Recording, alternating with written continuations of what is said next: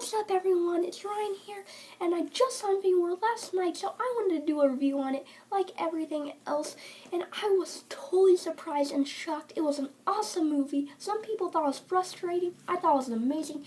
The actors loved it, the critics loved it, and my whole family loved it, and I was just so surprised and happy with it. If you haven't seen it, go to your public theater, give it a few times, go do it a few times if you liked it. It is about 3 hours long, but it's worth the time. Trust me, an amazing movie. Go check it out. And if you haven't seen the movie, please check it out because critics are right. You should go in there unprepared. I agree with them. Do not go in there. Do not go in there prepared because that will just ruin your experience. So you have 5, 4, 3, 2, 1, 0. So one of my favorite things in Infinity War is actually Thor. Like, he was my favorite superhero out of the whole movie. Joe and Anthony Russo haven't even directed a Thor movie before, and they just made him so much better. Like, in Thor Ragnarok, I didn't think Thor could get any better. Like, when we actually got to see him, like, throw Mjolnir, and we actually got to see Mjolnir smash through all, like, the fire demons in Surtur's realm. But in, like, in Avengers Infinity War, in the Wakandan battle, you actually get to see, like, the main music for the Avengers, like, na na na na na na na na, and you actually get to see Thor come down with Rocket and Groot, and then we actually get to see him throw his axe Stormbreaker, smashing through like all the Outriders, singing them like flying up in the air, and we get to like the whole electricity because he's a god in thunder, and oh my gosh, the end part where he like throws his hammer or axe right into Thanos and like actually crumbles his like Infinity Gauntlet, and he actually pushes it further and further. And it was just amazing. It was amazing how they made Thor even better. So I hope they make a Thor movie too. Another thing that surprised me was sort of like near the end of the Wakandan battle and like the end of the movie when you actually got to see like Vision got thrown into the woods by Corvus Glaive. I thought like we were gonna see him survive because of like Shuri and like all the Wakandan tech like they were gonna save him because the trailers looked like they were gonna save him, but it looks like we actually got him thrown out the window, and then Scarlet Witch was like, we have to destroy this thing because Thanos will wipe out half the universe. And it looks like Captain America and like got all the rest of the Avengers that are remaining like to get on Thanos, but of course like Thanos like wiped through all of them because of course I knew like Thanos weren't gonna like just be stopped by like a few Avengers that were remaining because I think that would be a stupid ending. I didn't think that would be really cool if we just saw like 5 Avengers stopping Thanos. I think that would be sort of like lame, but we actually got, of course, we got to see like Thanos beat through all of them, but like Scarlet Witch destroyed it in time because like she was using her powers to destroy it, and then like one side to stop Thanos, and then like destroyed in time, but Thanos actually used the Mind Stone and got rid of her, like throw her off course so she wasn't destroying it, and he actually added it to his Infinity Gauntlet by like picking up Vision and like choking him, and then he carefully saw his fingers like rip it out of his forehead with like a huge hole in his head, and then you got to see like Vision got all gray, and he like dropped to the floor, and like you saw him like you couldn't see his eyes anymore. He's like dead. And then we actually got to see like Thanos wipe out everyone in the universe, and that was like a huge surprise for me because then we got to see Bucky like turning to sand, and you got to see like the whole kind of army turning to sand, and you got to see like Spider-Man like dying in like Iron Man's arm because he was killed by Thanos wiping out everyone in the universe, and like of course Thanos was dead, and then Scarlet Witch died because she was already sad though because her like husband or like Vision died and she was in love with him, and he died, and so she died and turned into dust, and then like some other characters like Nick Fury and some other people actually turned to dust, which surprised me so much because it makes me wonder, like the whole Guardians of the Galaxy, Doctor Strange got wiped out because of that snap, and that just surprised me so much, and it was so sad. Like I was like so surprised, and like it was like ripped my heart out when you actually got to see Spider-Man was like, Mr. Stark, I don't feel good, and he dropped into Mr. Stark's like hands, and then he actually died in his hands. That was very sad for me, and I feel like everyone, like the whole theater went silent once that happened because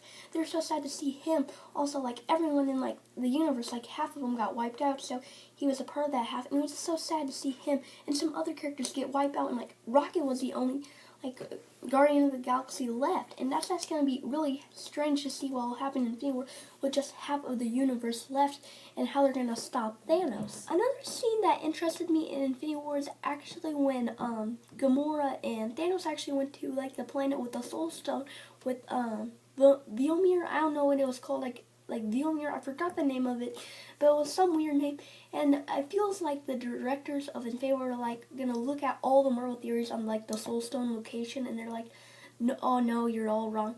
They were like, let's be creative and create something new for this like location for this stone we've never seen in the for the Marvel movies, I mean.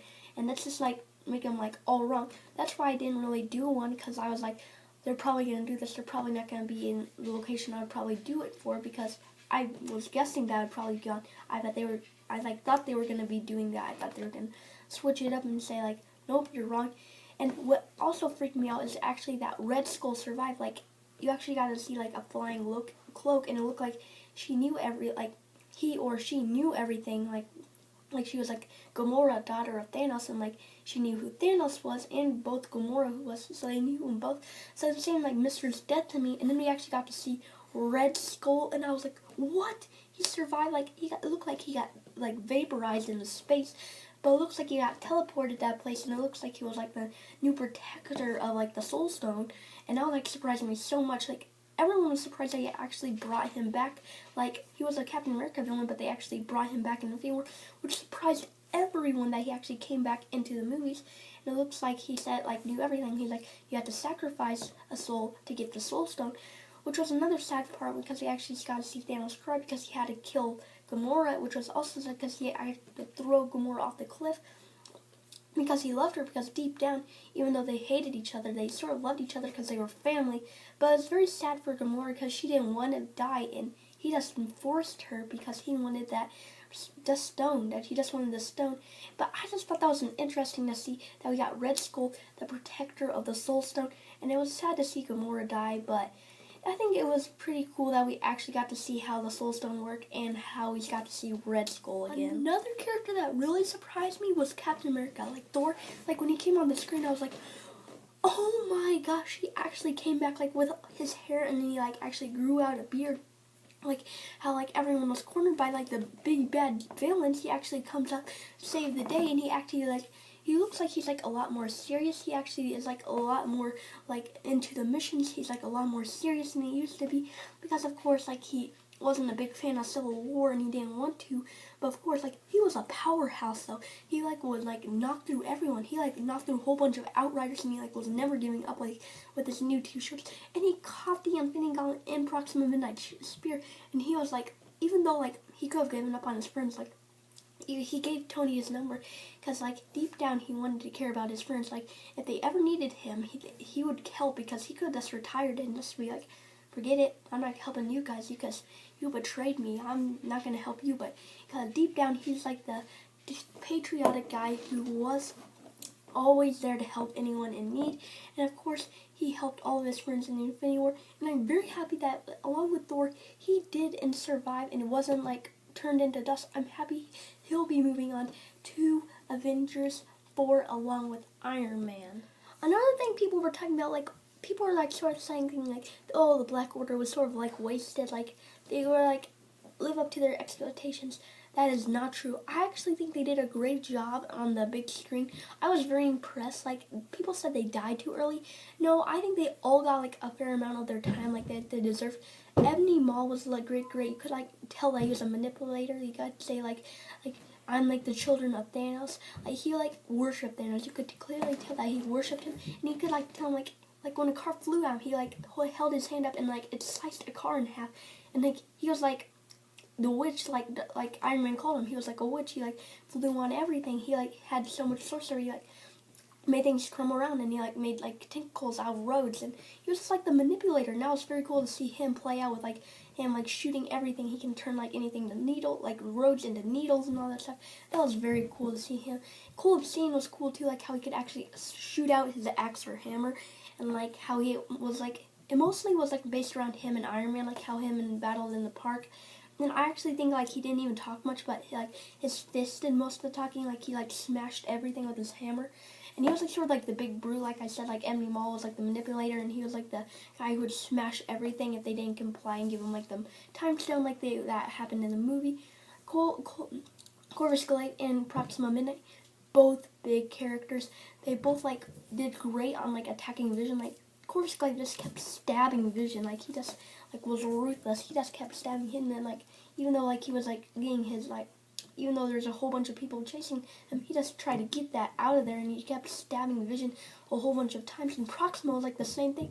They were both epic, so the whole Black Order, I personally think, was pretty epic. The last thing I would like to point out before this video ends is actually the Titan battle. I actually love the Titan battle, how we actually got to see Star-Lord, Doctor Strange, Spider-Man, and like the whole Guardians of the Galaxy come together to fight Thanos.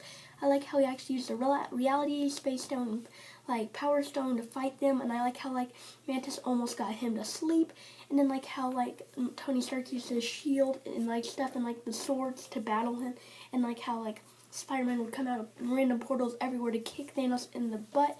And I think that was awesome how you got to see that happen, how they would just get all these team-up moves, how Doctor Strange would open portals and like Star-Lord would jump on these pads and defeat Thanos. And they almost got the gauntlet off, just like almost, but then he like got like broke through Mantis' spell and like punched Spider-Man back and then like did uppercut on Iron Man. And I just think I love that battle so much. It was such an awesome battle, and like how much power Thanos really has on, like Iron Man dropped a building on him and he was like okay still.